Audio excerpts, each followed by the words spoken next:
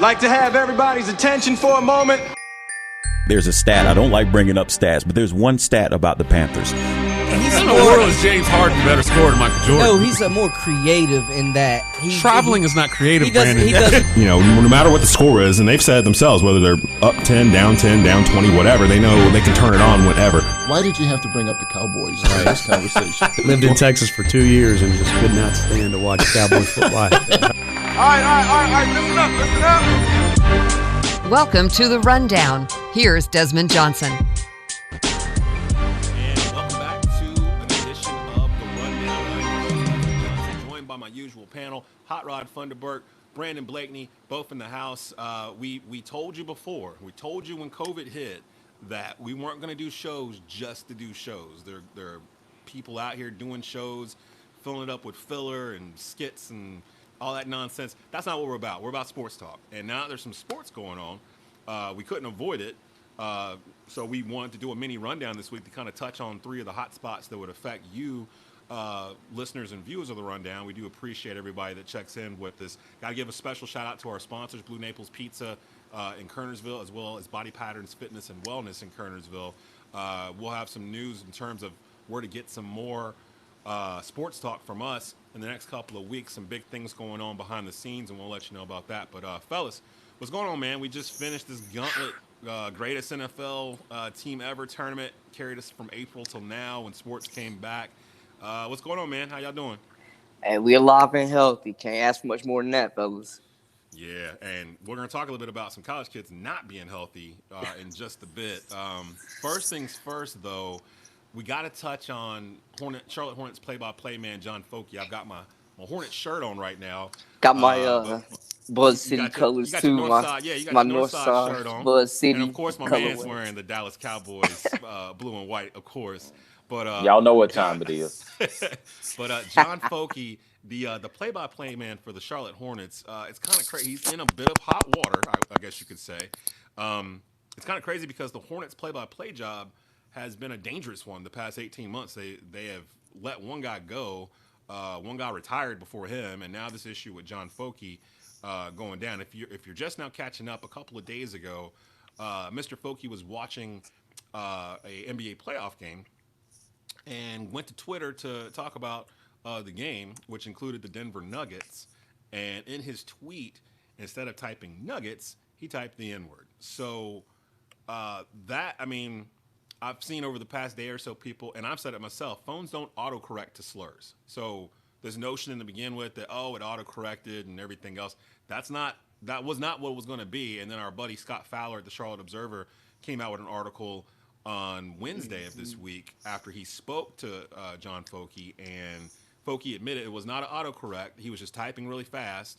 And really, honestly, guys, the problem is that the tweet didn't immediately it wasn't deleted immediately. It was up for hours. So he was getting tweets back from people on it, and he wasn't paying attention. He was like, man, they must have really thought that my analysis of all these great shots in this game was poor or something. Then he went back like 6 hours later and saw it and realized it, and he contacted the Hornets themselves. Of course, they would have figured it out eventually, but I wanted to take this opportunity because we are unique in the fact that my main panel consists of three highly educated black males. And if you were Michael Jordan, the owner of the Charlotte Hornets, what would you guys do here? Because on one hand, we've had John Focke on the rundown. In fact, we may have been one of the first shows in the state of North Carolina to have John Focke on as a guest. As soon as he was announced as a play-by-play announcer for the Hornets, I invited him on when we were still on Sports Hub Triad. And he spent a segment with us on a Saturday, and we got the chance to get to know him a little bit. Not to say we know him very well or can speak for him, but what do you guys think about this here? Is this something – should he be fired, basically, which is a knee-jerk type reaction, but we're in a knee-jerk type world, so it's a serious type of question. Should the Hornets let play-by-play announcer John Focke go for the tweet that he accidentally put out earlier in the week? I got to be honest with you, man. I was really disappointed, that it happened with John Focke because, like you said, we had the opportunity to talk to him. He sent us tickets. We've done some things with him on the air, and that was, it was really disappointing. But I tell you what I did, because I believe in giving everyone the benefit of the doubt, regardless of who it is. So I have an iPhone, right? So I picked up my iPhone and I started to type the word nuggets to see how close this could actually do. What could actually happen, right? I ain't gonna lie to you. I hit the N, of course, it's the N word. The U, well, the I is right beside it, and that's real. Right. You know what I'm saying? Then, of course, the GG, and then when you go to, the E on the other side, the R is right beside it. Then when you go to the T is just on the other side of the R, and then, of course, you got the S to make it plural. So he could have definitely typed it by mistake, but my issue is this right here. Focke has heard this in the sports world when you're talking to athletes, especially collegiate athletes, all the time. Before you send something out on social media, you should look at it again, and then look at it one more time, because once you hit send, that is it. Mm-hmm. It is not going anywhere. Yep. Now, I do have a concern about one thing. Like I told you, it's undefeated. And one of the things I was telling you guys as I was typing it, I paid close attention to the way my phone acts. And believe it or not, I actually typed out the N word itself. There was no autocorrect for it.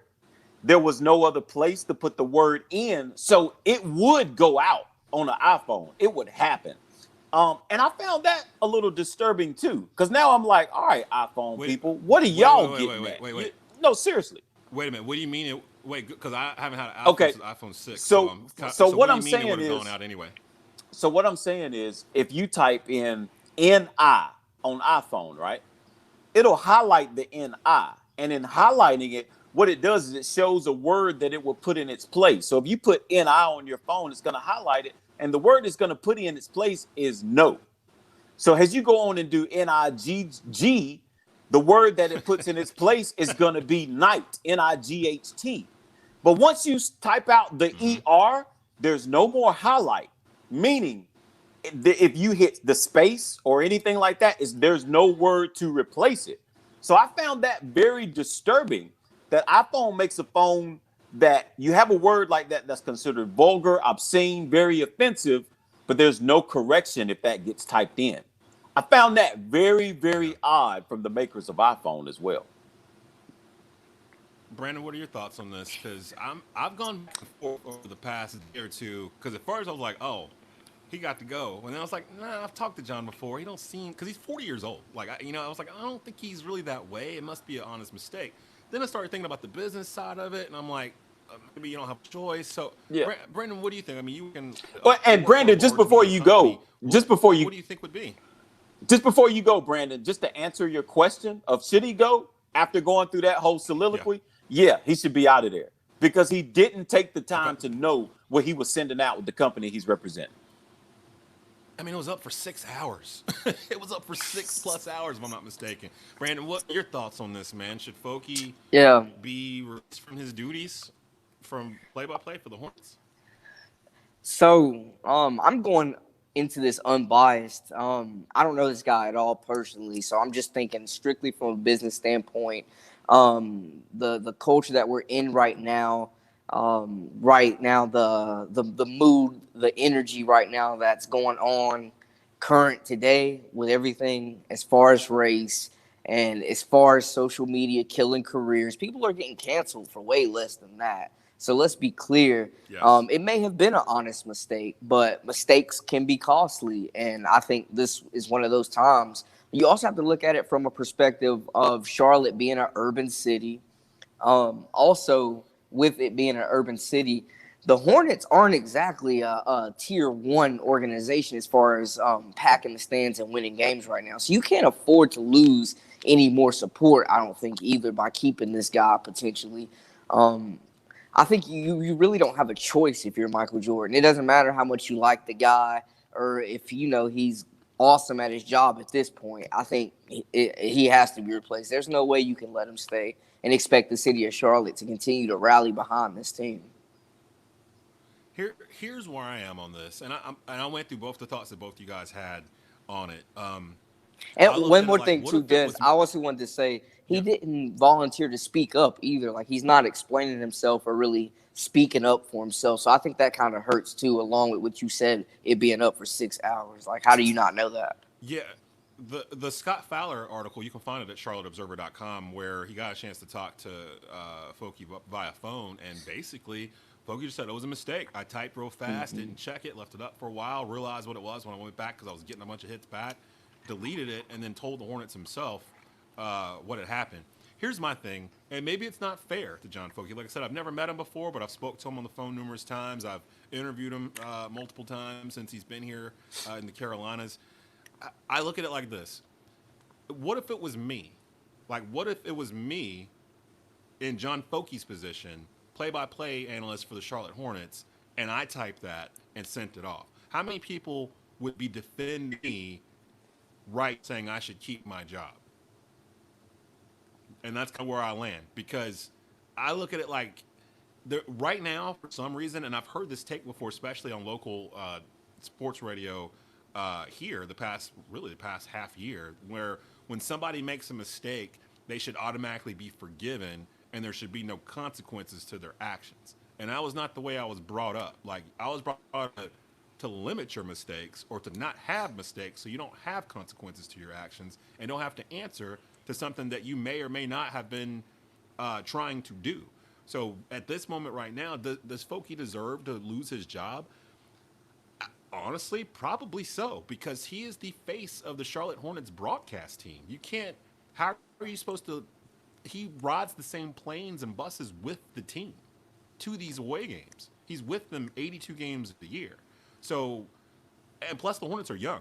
So you got a lot of young black males on the Charlotte Hornets now, side-eye looking at the play-by-play announcer, because they're never gonna forget this. They may forgive him for it. They may allow him to keep his job, but it's gonna follow him here in Charlotte for as long as he's in Charlotte. Everyone's gonna remember him for this tweet, which is sad, but that's life. That's what's going on right now in the world. And again, I come back to what I said before. What if it was me? What if it was Brandon? What if it was Rod? What if it was you and you sent out a tweet? You didn't have any record or anything like that before.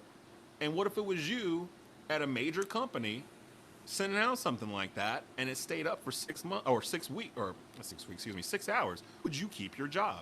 Probably lose your job. Would suck, yes, but you would probably lose your job because of what happened. And I think from reading the Fowler interview, Focke's already kind of, the way he sounded, he was talking Hornets past tense. So, like, I think he kind of thinks they're going to let him go. Like, it feels inevitable. The severity of it. Yeah, it sounds like he really expects and thinks he should be let go. Is what it sounds like. Which makes me further think that my thought is correct, that they should let him go, because he's even feeling that he's probably going to get let go.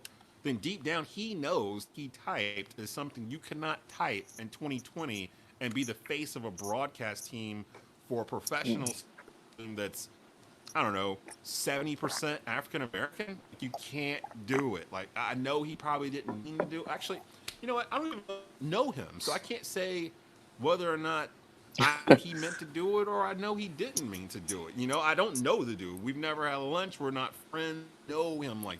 But professionally wise, I know him, and I would like to think that, like he said, it was an accident. He typed it in. But to Rod's point, you got to type the full word in, and he had words after that. You didn't see what you had on there before you hit send. I mean, that's a pretty noticeable word to have sitting on your tweet before you send it out. You're not rereading it at all. You're just type, and hitting tweet. No, like, you're just doesn't make sense. Just irresponsible. Yeah. That's reckless, too. You're dealing with, again, you're the face of the Charlotte Hornets broadcast. And something like that happens, I'm sorry. I thought he was good at what he did. The Hornets are going to continue because this is the second play guy that's had sort of issue in really the past 12 months or so. So the past 2 seasons, we'll see what's going to happen with that. But kind of like we're all in agreement there. Should be. But on the other hand, I'm like, I don't know if I was the owner, if I would be cool with keeping him on and having to deal with the backlash from it more than anything else. He might be the greatest guy in the world, but this is a business, and Michael Jordan might not have a choice. He might actually have to just, let him go, and they might be in the running for another play-by-play guy. So that was one of the bigger stories that's happened around the Carolinas this week. Another has to do with ACC football and the University of North Carolina in particular. We've got schools basically sending kids back home. North Carolina announced this week that they were sending kids back home on remote learning as of Wednesday, after clusters of coronavirus broke out in multiple locations across Chapel Hill. Rod, I know you're a North Carolina alumni. I graduated from UNC Greensboro. I actually spoke to one of my old media studies professors last night when we were talking about Notre Dame. Notre Dame's having the same issue, and if I'm not mistaken, they're sending kids home too because they have 146 students with coronavirus. They've been in school for 8 days. So speaking to my old media studies professor, he told me that he had received 2 emails that night. One from a student saying that they had the virus, and another one from another student asking if they should come into class because they suspected both of their parents had the virus, to which the professor said no. So this is a widespread problem, not just for these big schools that are in these Power 5 conferences playing college football. This is affecting all universities. Anybody that's putting kids in school, we're starting to see now there's going to be a risk. My question to you guys, because this is a sports show, are we actually see college football in 2020? Because as it stands right now, you've got 3 Power 5 conferences still standing, the SEC, the ACC, and the Big 12. Although, to be honest, when I heard the Big 12 was going to go at it, it looked to me like they just wanted to look like one of the big boys. Like, they're always left out of everything. They saw an opportunity, and they're like, yo, Pac-12 don't want to go. The other ones don't. Big Ten don't want to go. This is our time to shine. We can finally get into the college football playoff, and we're gonna play. so they're still in as it stands as of this recording. But that was when kids were in school. Kids were on campus doing their thing. Now we've seen everyone from Matt Brown to Dabo Swinney, Nick Saban, all say that they feel like their kids would be safer if there were no kids on campus, because then they can basically create a pseudo bubble for their football teams and play that way. My question to you guys, I'll start off with you, Brandon, are we being ethically sound doing this? Because college football players don't get paid money, and we're basically telling them, we need you. We need you for some sort of entertainment for the next 4 months, so you have to play. Now, these players all want to play, but I don't take a lot of stock in that, because you can ask any football player if they want to play football. They're going to say yes. They're not going to be like, I don't know, I might want to play. I don't know. No, if you've gone through it, you wear pads, it's football season, you want to play football. So, people holding that up going, well, the kids want to play, you should give them a say, blah, blah, blah. That's the dumbest thing I've heard in my life. You're putting a decision this big, you're asking to put a decision this big in the hands of 18 to 22-year-old kids who want to play football anyway. They have no idea how the coronavirus is even going to work. And as we see right now, it's running through campuses like wildfire. So if we had listened to those kids and just did everything like normal, all these kids would be sick. So, Brandon, simple question. In your heart right now, do you think we're going to have college football?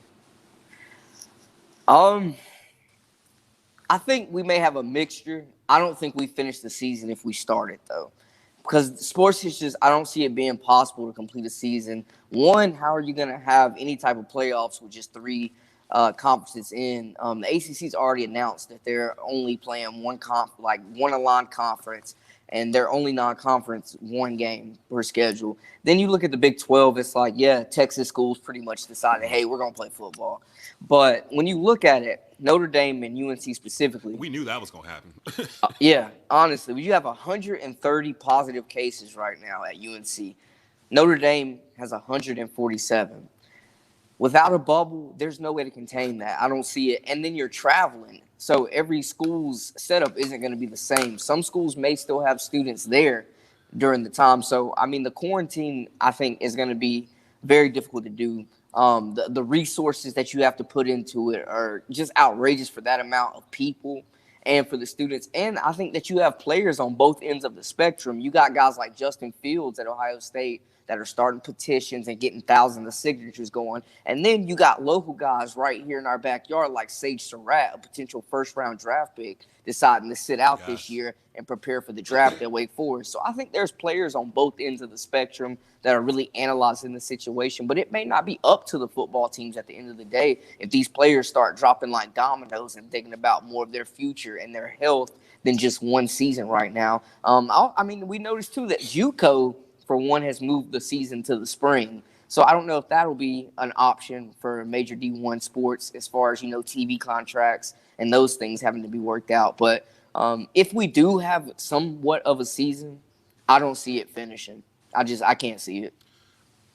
I don't even know, and Rod, maybe you give me your thoughts on this. I don't even know how a college football playoff would work, because you're basically like the Mountain West and some of these smaller, like Group of Five schools have basically said they're not playing. If I'm not mistaken, the Sun Belt is playing, so App State is playing. Although today, if I'm not mistaken, App has cases of COVID there too. And I forgot to mention that North Carolina announced a halt to all athletic activities for at least 24 hours on Wednesday. Like 24 hours is going to do any good, but they basically said, everybody stop what you're doing for a day or two so we can kind of get our feet underneath us and get everybody out of Dodge, and then we'll let everybody keep going again.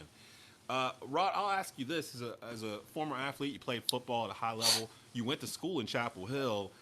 If you were a first or second round projected draft pick going into this season, would you even play? Or would you say, you know what, I don't even know what we're playing for. I don't know if we're going to finish. I'm going to risk my earning potential going forward? Because say you decide to stay, say Shatrat stayed and played 5 games, caught coronavirus, didn't die, but had some kind of irreparable damage to his lungs or something from dealing with it for 2 weeks and can't play football anymore. You know, what did it get him in the end? So I applauded his decision. Rob, would you go or would you stay with your guys and play through whatever season you may have? And really only applies to like the SEC and ACC who are trying to play in the fall in the regular pocket. Big Ten, Pac-12, they're saying they're going to try it in the spring, but I think honestly a lot of guys are going to opt out before then, and they might just scrap the whole season by that point. What would you do if this was you? If you were, 21-year-old junior or senior, projected high, would you play? Well, fortunately, I'm not in that situation. And that's only because as a young 21-year-old, 22-year-old junior, senior, I'm probably going to be an idiot and say, yeah, I want to play football. However, as an adult, that's exactly what it will be. It will be complete idiocy or whatever the word is. That's exactly idiocracy. You got it right. Idiocracy. So that's exactly what it would be. You know what I'm saying?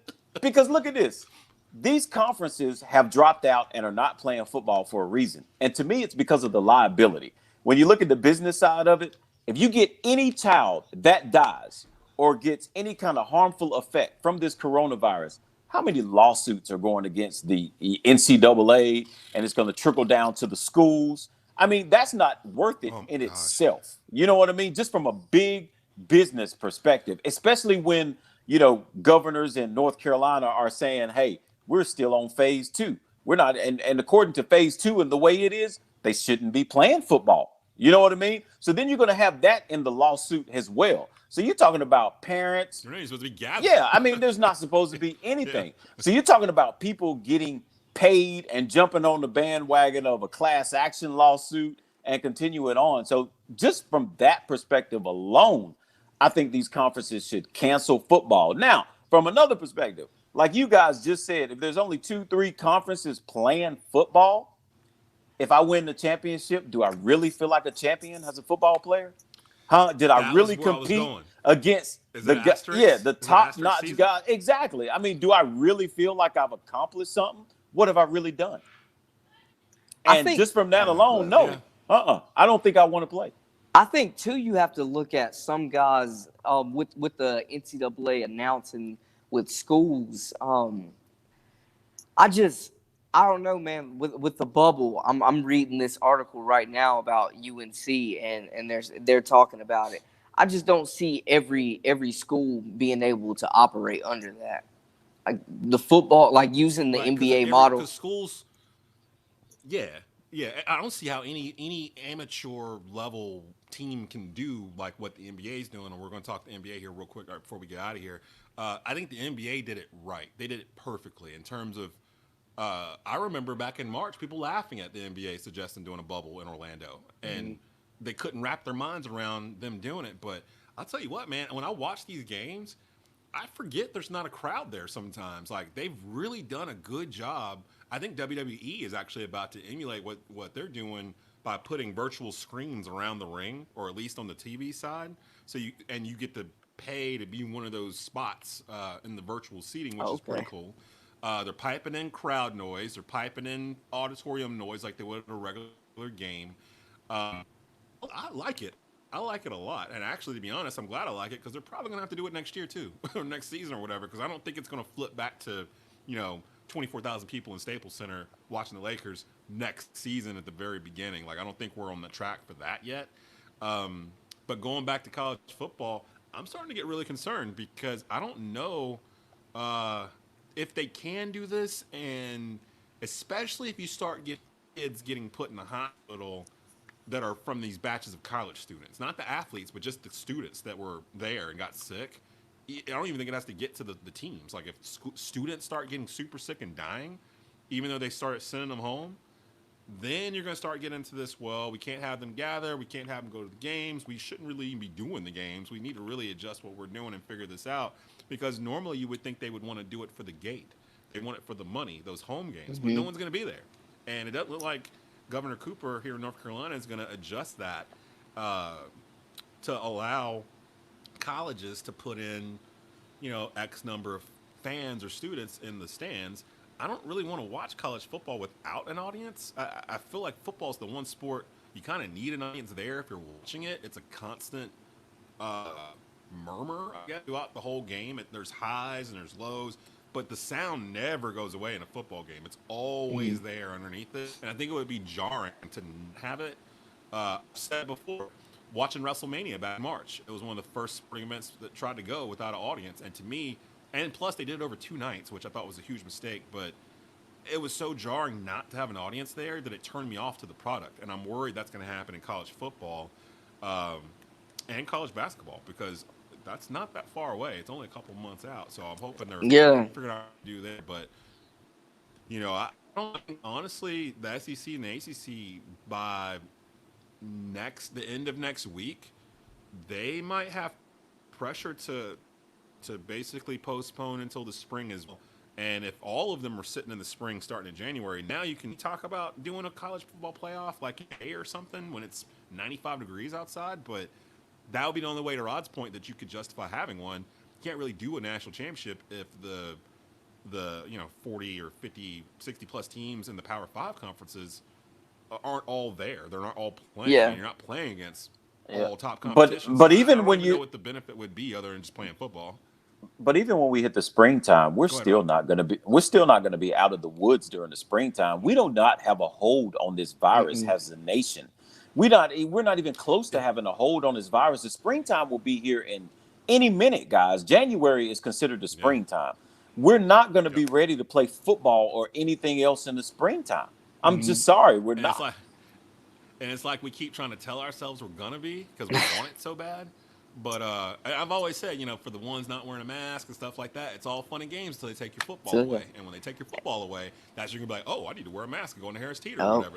You should have been doing it 4 months ago. We wouldn't have had this issue at all. But I think it's interesting too that Alabama football away. They are offering the kids an extra year eligibility though, so I think that could play a factor into a lot of kids. If you do sit out this year for the fall. For the ones that aren't going to get drafted or don't have a shot to get drafted, because some of these guys, come back. Like Sage Surratt, he was going to be a Blitnikoff finalist probably. He may have been the best wide receiver in the country coming this season. It's fair to say. Yeah, and his brother is a linebacker at North Carolina. There's rumors he might leave as well. So. And with him, that's interesting because I think another year of film, because he's new at that position, so you get another year of film, that helps him in the draft. I know he's already a highly regarded prospect, and he'll still get drafted, but I think this type of situation does hurt him because, like you said, last year was his first year moving to that position. Yeah, he was incredible, but it was like 11 games sample size.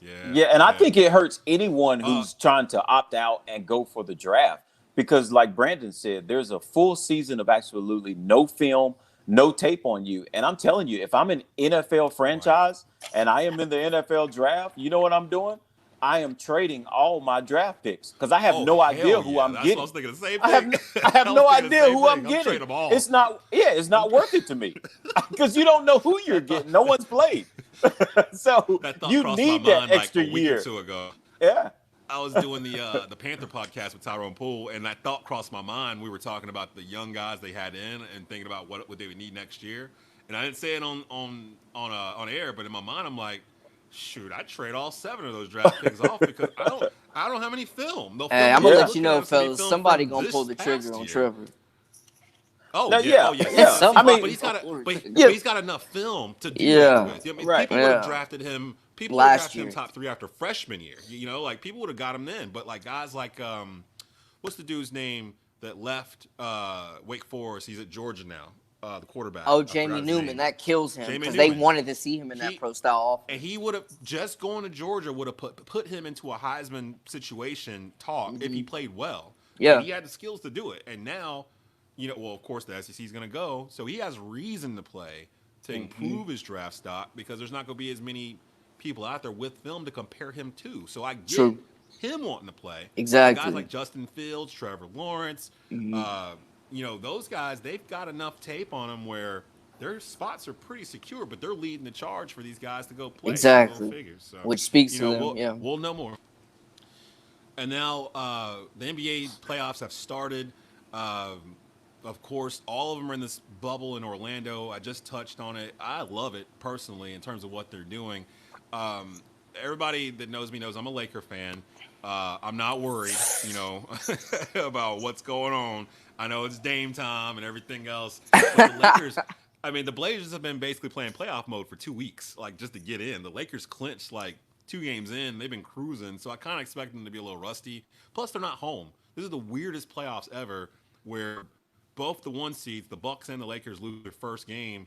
And I kind of look at it like, you know, I kind of expected it because they're not in their home buildings. There's not that energy there. So these 8 seeds can sneak up. I don't know how Orlando did what they did, but Portland is not supposed to be an 8 seed. Like Portland's supposed to be like a 3 or 4. They had a slow start, man. As an 8. So I'm kind of like, okay, this ain't even fair.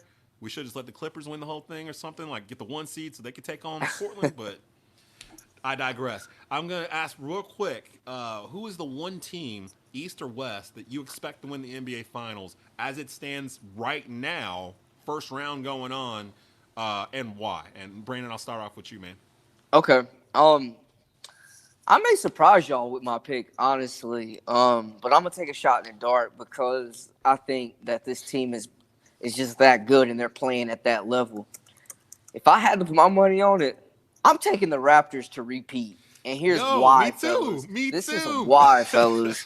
For one, it's not even a debate. It's not even up for grabs. It's not even a discussion. This is the best defensive team in basketball, bar none. I don't want to even hear any rebuttals because it's just that damn scary what they're doing. The athletes on the wing, that's what you need to defend in today's NBA when you got guys like LeBron James. You got guys like Jason Tatum. You got guys like Luka Doncic going crazy. When you look at that lineup and you look at OG Anunoby, Chris Boucher, Terrence Davis, Marc Gasol, Rondé Hollis Jefferson, another wing. All these guys 6'7", 6'6". And I tell you what, I was watching them the other night, and Boucher out of Oregon, man, he is a monster. Won the MVP in the G League last year, offensive and defensive. Plays all freaking everywhere on the court, guards multiple positions, can hit the 3 ball, and they got guys like that everywhere. Kyle Lowry's playing out of his mind, and he usually stinks in the playoffs. So underrated, and he's killing it right now.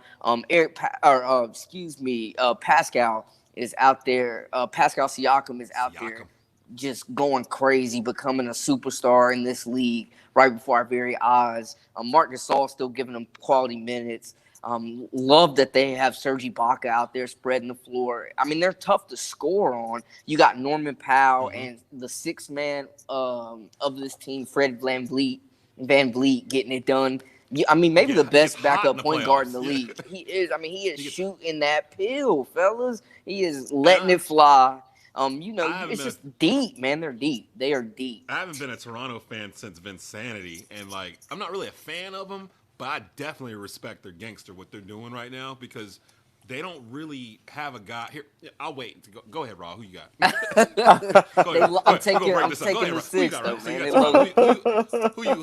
If you had to pick one team right now, Rod, East or West, to win the NBA playoffs championship in 2020, who are you leaning towards right now? Man, it's hard for me because, like, I want to say I'm a LeBron James fan. You know what I mean? But I saw this guy playing point guard, which means he can't even get the ball and do what he needs to do as far as scoring goes. And it felt like they could not score against Portland. To me, Portland is not one of the better defensive teams in this league. To me, you ought to be able to at least break the 100 mark against Portland.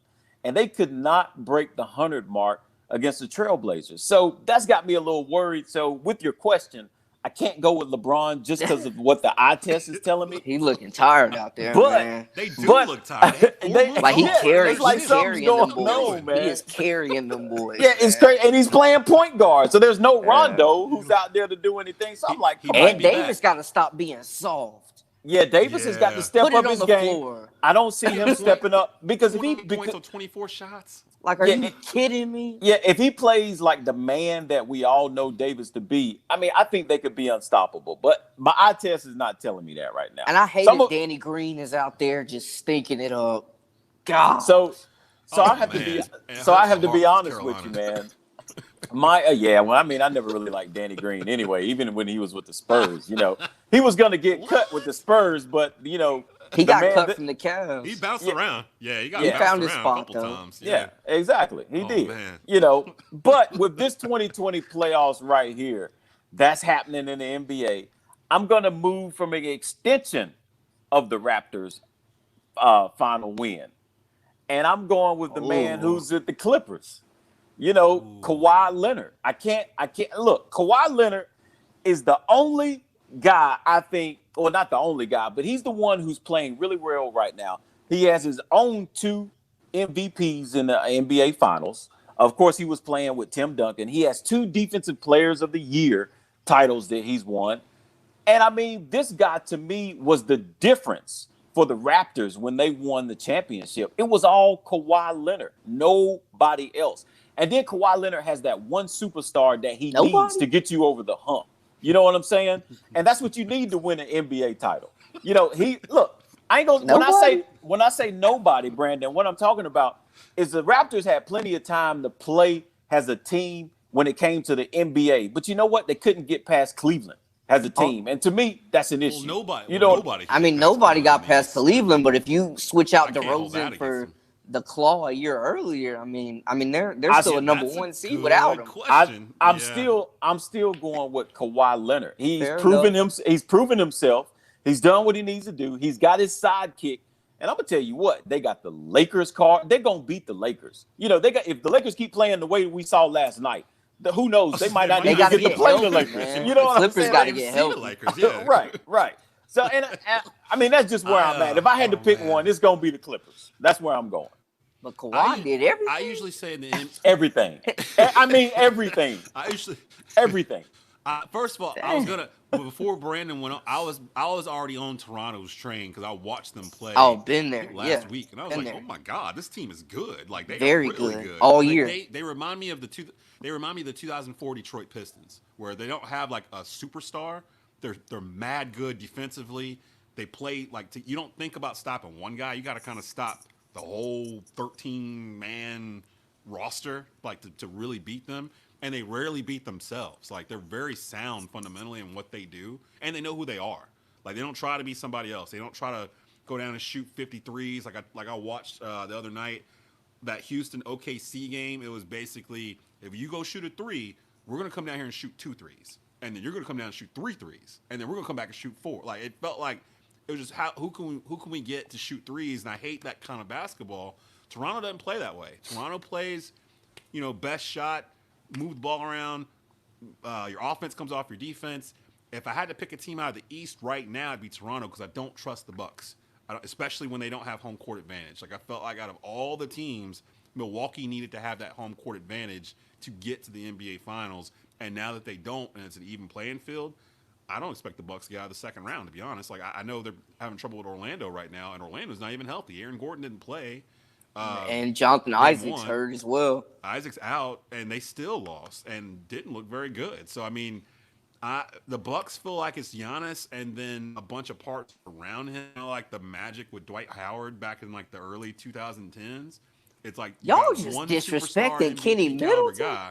Y'all is disrespectful today, man. This is outrageous. I've never liked that man is an I've never liked Chris all-star. Middleton. I'll put it out there. Brandon, it's no South disrespect, Carolina's man. very own. If he would, Fellas, It's would he be an all-star in the West? 20. He's Would he 20 be an point per all-star in the game West? scorer. How can you say he's nothing? Would he Would he be an 20 points all-star in the West? I don't think.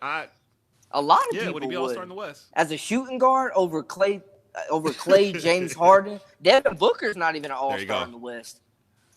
Well, I'm gonna tell you what. He was the bubble MVP almost. I'm gonna tell you what. Y'all Raptors are going down to Jimmy Butler and the Miami Heat. That's how I feel about it. I doubt it, but I like the Heat too. Jimmy Butler. And Bam Adebayo. Jimmy Butler brings his game when it's needed. He lets everybody else do what they need to do. And when it comes to the end of the game, yes, no fear. He will take it to you. And then you got Spoelstra back there, the head coach. And then you got your man, is the GM, who's doing it. They got a lot of young pieces on that roster. They got a lot of talent. Bam Adebayo, Tyler Hero. Yeah, Bam Adebayo. And they're playing smart basketball. Yeah, they're playing cerebral basketball. Kendrick Nunn, a lot of talent on that roster. They are. Tyler Hero. But Pascal Siakam, man, 22.9 a game, 7 rebounds, 3.5 assists. Kid is just again. He's killing, man. Win most improved player second year in a row, which I don't he's even an know established star in this league. I think at this point, 2 years in like that. I'm not picking Toronto though. Like I was going to until Brandon picked them. I was like, you know what? I've seen them too much. I feel like they're going to make the finals. I do feel like Toronto's going to get back. Yeah. And they're going to try to defend their title because I think they've been disrespected all year. Everyone's been like, Kawhi. That's why y'all won. And look, People forget 53 games without him. Yeah, they were the 1 seed the year before Kawhi got there. They were already good. Kawhi just kind of put him over the hump a little. And Kawhi didn't play 82 games last year. You know how him load management. He might have played. He didn't need to. The games he didn't play, they had a win percentage than when he did. So if Pascal Siakam doesn't go crazy, he doesn't win. Yeah, Kawhi played when it counted. One guy.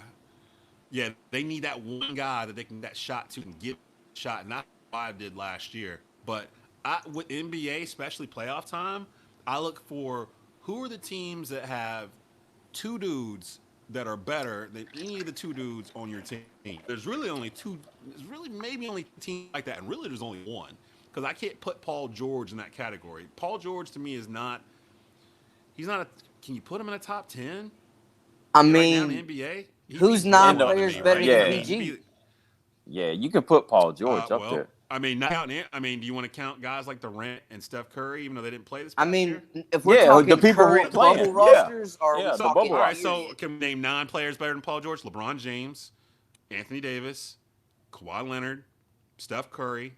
Steph Curry's not playing though. I know, but he could have. They just held his ass out. He could have played. He could have played. He had a broken bone in his hand or whatever. He could have played. I would put Steph ahead of him. If you're going to use Steph, you got to use KD, right? No, we said we weren't using them. They're not playing. KD didn't play. So you can't use injured players? Okay, let me try this again. No injured players? Yeah, we're going with who's on the roster right now. Yeah. Okay, so who's playing right now? Okay, so LeBron, AD, James Harden. I think Russell Westbrook's a better player than Paul George. Why? Why? Well, he's got an MVP trophy sitting at home that says he is. He stuffed the sheets. I'm not saying you're wrong. I was just asking why. That's all. Paul. I love Paul. I love him, but I don't think he's a top 10 guy. So we got Russ. Russ, Harden, AD, LeBron, Kawhi. That's 5. Mm-hmm. Oh, Giannis. That's 6. Who am I forgetting here? Joel Embiid. If you say so. A center, really. Yeah. I don't know about production wise. I don't know about that, but he's good. He's good. I'd take Jimmy Butler before I'd take Paul George. I'd take Jimmy Butler before Paul George. I really would. And then, maybe he is top 10. I got 2 here. He's top 10, man. On both sides of the ball, he's first team. I gotta put Dame in there. I'll give you that one. I got to put Dame in the top 10 right now. My man is smoking that one spot. And that was my point. He's kind of borderline top 10. But my point was AD and LeBron are like top 5. Like, you could say Anthony Davis is the 5th best player in the NBA right now LeBron or Kawhi is the best player, either or, and they're the only team that has that combo. You know what I mean? Like 2 top 5 guys. Typically in the NBA, if you've got 2 top 5 guys, you're gonna win. You're gonna win the championship. You're gonna get tested a little, but over 7-game series, MJ and Scottie Pippen, Shaq and Kobe. You know what I mean? Like when Kobe won his second round, Paul Gasol was probably a top 10 player in the league. You know, during those two when they won, without Shaq after Shaq had left. So you making a case for the Lakers here? Yeah, I think it's the Lakers. I really do. I think that they've got enough. Them boys can't guard these chairs we sitting in. Man, the Lakers gonna have it tough. They gonna have it tough. But it's not gonna be easy for the Lakers. Rondo's been cleared. Rondo's been cleared, and he is going to be the difference because they're going to stick him on Dame Lillard. And Jesus, pester the hell out of him. They're going to pester the hell out of Dame. Yeah, I know he's shooting from half court. Everybody don't forget where Steph started at. Yeah, man, they're going to put Rondo on. I think these guys are over their hump, man. Like we're giving Rondo the old Rondo reputation, just like Danny Green resting on his laurels. We're still thinking Danny Green's a lockdown defender, which damn sure we saw he's not. The kid can't shoot anymore. Contavious Caldwell-Pope. I mean, every shot, every possession just looks tough to me, man. And LeBron, did you see his stat line? And they still lost last night. That was insane. Yeah. Man, I'm telling you, man. And the Clippers have the Lakers number this year. I'm sorry.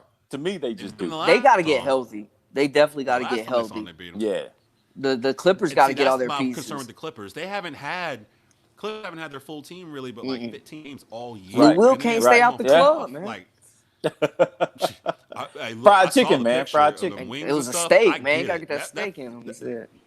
It looked like somebody posted a picture of like a wing platter and like some tenders and something else. I was like, yo, that came from a strip club? Yeah, it's a pretty big strip club. Gentlemen's club, strip club, you know. Same. I'm picking the Lakers. So there it is. Brandon's got. I hope they get out the first round. Rod's going with the Clippers. Man, you know how LeBron do. He'll get you worried for a little bit. Then LeBron will have that game where he don't high five nobody, he don't chuckle, he don't dance. He just has his look like the whole game, and he'll go out and drop 45.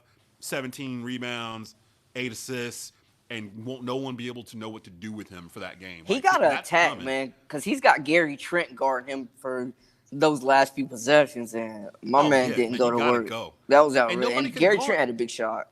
No one can guard Anthony Davis. Like, Anthony Davis is not supposed to be standing out at the three-point line. He's playing like a point guard, like a shooting guard. 7 foot. Get in there, man. Bang around. knock your shit. But I will say, Whiteside has been a difference maker, and he's leading the league in blocks. Him and Nurkic, man, like that's a load in the middle. North Carolina. Out of North Carolina. Yep, yeah. Charlotte kid. So I don't know, man. We're gonna see, but I'm just so happy that sports are back. Right now, and I could have my crew come in and we could talk a little bit of sports. I appreciate y'all coming in and doing this. Hopefully, we can get this going again each week again, as long as we have sports to talk about. Definitely go subscribe, Sports Carolina Monthly on YouTube. You can actually catch these episodes on our channel, or you can go to Facebook Watch at Sports Carolina Monthly. You can catch this episode, the entire series of the greatest NFL team ever is sitting there, plus much, much more. We'll have some news about some stuff coming up here very, very shortly. Guys, anything you want to say before we get up out of here? Hey, man, shout out to the Canes for a great season. Bunch of jerks. Y'all keep pushing. Man, don't bring them up, man. I don't even want to. I don't even want to talk about the Hurricanes right now. Y'all keep pushing, Canes. Look, let's talk about the Hurricanes. It's a storm brewing, baby. It's a storm brewing. Hey, shout out to everybody in the sports world, man. Everybody in the sports world doing their thing. I hope y'all stay safe and continue to give us some great entertainment out there. And hopefully, we didn't talk NFL on this one. Maybe we will next week as we get closer to the start of that. As it stands right now, the NFL train's still rolling down the track. So we haven't heard anything suggest they're not going to start. Will they finish? That's another question. So maybe we'll tackle that on the next episode. So Brady throwing spirals. Blakney, yeah, hopefully. Hey, man, I want some C-Mac in my life. I need Christian McCaffrey. You know what I'm on saying? Sundays. Cam's still dancing out there, so. I got to watch every Patriot game this year, and y'all know how I feel about the Patriots. And I got to watch them because Ace Boogie's up in New England, and I got to see what's going to happen with that. So there's all kinds of storylines going on with NFL, so we'll definitely be back for that. So for Brandon Blakney, for Hot Rod Funderburk, I'm Desmond Johnson. This is a mini episode of The Rundown, and we will see you again soon. Peace. Hey there, this is Rod Funderburk, and you've been watching an episode of The Rundown with Desmond Johnson. In order to watch more episodes of The Rundown with Desmond Johnson, please subscribe to Sports Carolina Monthly's YouTube channel.